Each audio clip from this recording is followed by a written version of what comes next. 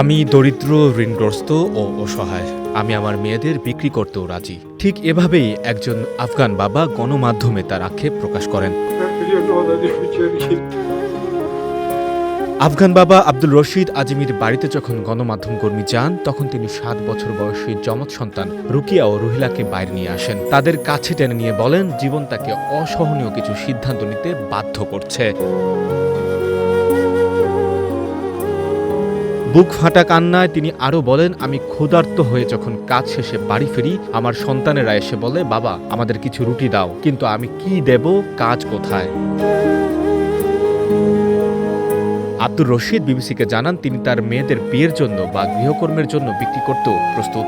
তিনি বলেন, আমি যদি একটি মেয়েকে বিক্রি করি তবে অন্তত ৪ বছর বাকি সন্তানদের খাওয়াতে পারবো।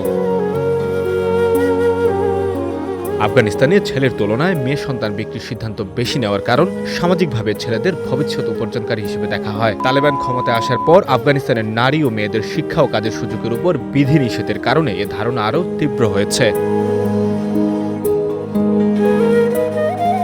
সঞ্জয় দত্ত, বৈশাখী সংবাদ।